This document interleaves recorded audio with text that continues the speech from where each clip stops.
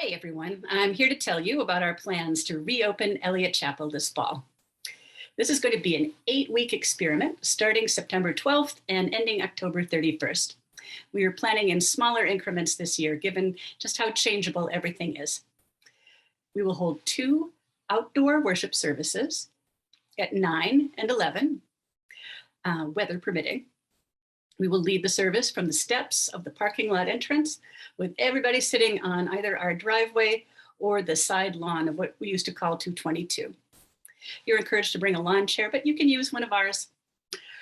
We will require masks for everyone ages 5 and older, and people will sit in pods. We'll have the space will be marked off, sort of like a checkerboard grid on the grass, with our accessible parking spots converted to wheelchair pods.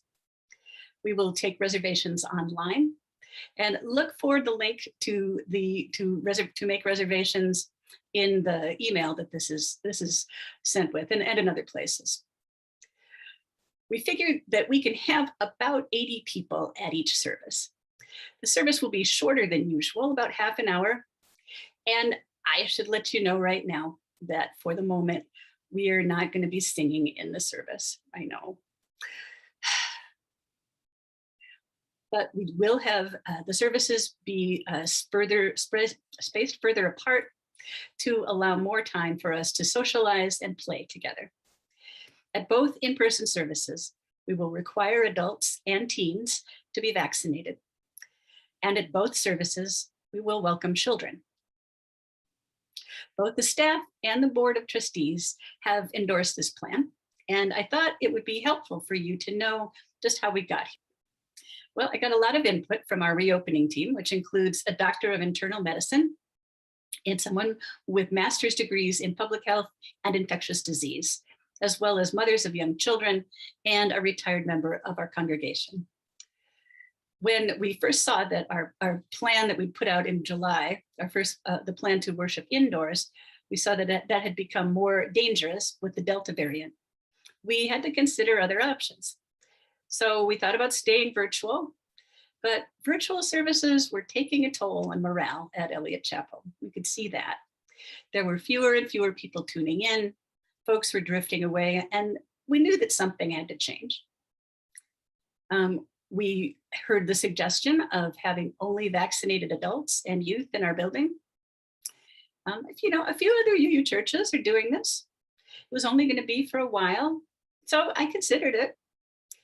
But when I spoke to our board, it was immediately apparent the loud message of unwelcome that would convey and the hurt that would follow. So I had to dig a little deeper. Now, we are blessed with a beautiful outdoor space to hold worship and to visit with each other and to play. And summer in St. Louis is kind of a beast, but the fall is lovely. So the medical and public health experts on our team suggested the conditions under which we could hold worship in that space and still be safe. And so we formed the plan that I just outlined.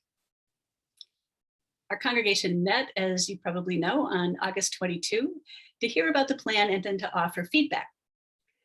And I want you to know that we heard you, we really did. We heard strong feelings from people who wanted services to include children. Parents shared stories of how challenging this time is for them and how important church community is for them and their children. We also heard strong feelings from those who were concerned about being near anyone who is not yet vaccinated. Now, as an immune-compromised person, I understand that concern. I felt it too. So we considered having one service for vaccinated people only, and one for vaccinated if eligible, which means vaccinated adults and youth and children. And that sounds pretty reasonable. So I started thinking about that. And there were some practical issues that came up right away. So do you remember how the early service was always a lot smaller than the later one when we were worshiping indoors? Sometimes by half. We knew that doing it this way, I knew that the services would be very lopsided. And that would mean a fairly empty first service and a lot of people getting boxed out of the second one because it was so full. So that's a practical issue. We could have reversed the order of the vaccinated only services, but that kind of messed things up with religious education and other programming. So there were just practical issues that kind of came up. But there are also moral and spiritual considerations as well. For some time now, we have wanted to bridge the gap between our families with young children and older people in our community. We know that there's been a divide, a gap. And we just don't have a lot of interaction between the two groups. And we recognize this as a problem. We want to be a whole community, not different groups with competing interests, right? And sometimes the hard part is that sometimes that means giving up your first preference to include other people. Another way to express that is courageous love or compassionate action, two big parts of our mission at Eliot. A therapist friend of mine once said, when given two choices, when given the choice between two things, choose the one that will help you grow. Choose the one that will help you grow. Making both services available to all ages is, I believe, an opportunity for us to grow. Now, please know, we would not do this if we were not convinced that it was safe for everyone, including us immune-compromised folks. Please know that nothing is going to be 100% safe beyond staying home. Vaccinated people can transmit the virus to other vaccinated people, visitors, and maybe some of our members and friends will inevitably come to the wrong service. We are a church of humans, and we will need to go forward with that understanding. Please know that our survey earlier this summer revealed that the vast majority of our adults and teens, nearly 98% of those surveyed, representing more than 400 vaccine eligible people, 98% were vaccinated. Eliot Chapel will be a highly vaccinated space. Please know that virtual services will always be available. We will either record the first service or live stream it to be available at 11 a.m. This allows everyone to stay connected, including those who are eligible but have not yet chosen to be vaccinated, as well as people who feel that just being in an in-person group of any sort is just a little too risky for them. We want to include you, and this is the best way that we know how. Please know that we will be responsive to the weather. If it's rainy, too rainy or hot or too whatever, we will put the word out and have a virtual service that week. And please know that we are going to need a big, mighty Sunday morning crew to pull all of this off. I would urge you to contact the church office to volunteer if you can.